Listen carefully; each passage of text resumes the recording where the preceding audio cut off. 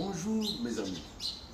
Aujourd'hui, je me réveille tôt ce matin et je dois vous parler un peu sur une vidéo que je vois certains communicateurs de M. Kiaboula en train de balancer sur ma personne. Nous avons grandi avec l'esprit de Kyungo, c'est-à-dire si tu veux nous amener sur un chemin de tic-tac, et vous allez me voir sur le chemin de tic-tac. Je vais vous expliquer d'abord comment cette histoire a commencé. Comme Kiaboula ne veut pas comprendre qu'avec moi, nous allons finir par ce qu'on appelle la vendetta.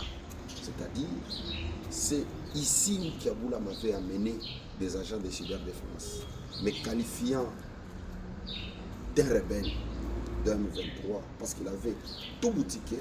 Il avait mis un paquet pour me faire arrêter comme j'avais des armes. C'est ici où Kiaboula m'avait amené les militaires. Comme je n'étais pas le moindre, nous avons eu à discuter avec M. Kiaboula et Kiaboula a fini par négocier. Et c'est ici où on avait négocié avec Kiaboula et les services de cyberdéfense et les services qu'on avait amenés parce que Kiaboula avait échoué son tour. Je les avais reçus ici. C'est ici où je les avais reçus. Et si vous voyez bien le mur, voilà le mur. Voilà le mur. J'étais ici. C'est ici où cette vidéo avait été faite ici. Et j'étais surpris de recevoir les gens de cyberdéfense qui devaient négocier avec moi parce que cette histoire n'a pas marché. Cette histoire ne pouvait pas avoir de raison dans la société. Voilà pourquoi nous nous sommes entendus, on a fait des accords. Sur ces accords, je devais perdre quelque chose, lui devait perdre. Pour moi, je devais lui faire une vidéo parce qu'il avait besoin d'une vidéo pour ne pas donner l'impression comme si ce n'était pas lui qui m'avait amené des militaires et ce n'est pas lui qui avait fomenté cette histoire des rebelles avec des armes dans ma maison. Je l'avais cloué. Et je le répète, ce sont les services de cyberdéfense qui nous avaient réconciliés. Je ne sais pas citer les noms, Kiaboula le sait.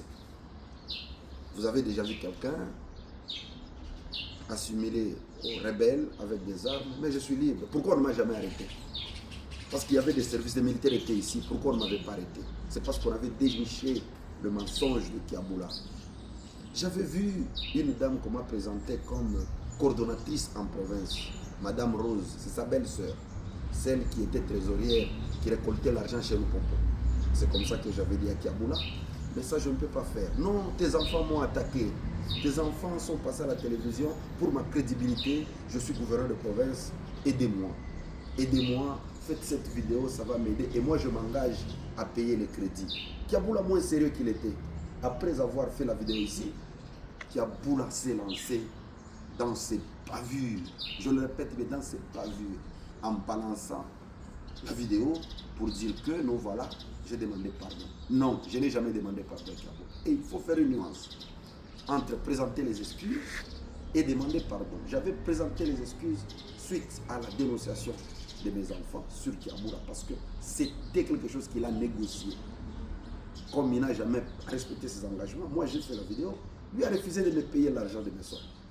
Donc, Kiaboula doit arrêter sur ce chemin-là. S'il continue à m'envoyer ces chiens, je vous dis que c'est moi-même qui vais sortir pour traquer ces chiens qui n'ont pas de chaussures. Donc, moi je suis un acteur politique. Je suis prêt à tout. Je sais que Kiaboula, avec moi, c'est un problème de vie ou un problème de mort. Moi, je ne peux jamais laisser Kiaboula faire ce manœuvre. Je ne peux jamais laisser Kiaboula continuer à toucher mon foyer, à toucher ma famille, mes enfants. Et sur la gestion, c'est un incompétent. Kiaboula n'est cité que dans des mauvaises choses, que dans des détournements. Je n'ai pas peur de Kiaboula. À combien de reprises il a tenté d'organiser même des bandits pour m'éliminer physiquement. Ça ne me dit rien. C'est moi qui ai amené Kiaboula chez le Popo.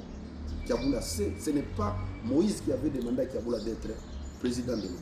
C'est Kiaboula qui m'avait envoyé auprès de Katumbi pour qu'il prenne l'équipe de l'Opopo et Katumbi lui avait exigé le départ de Pascal de Veradi.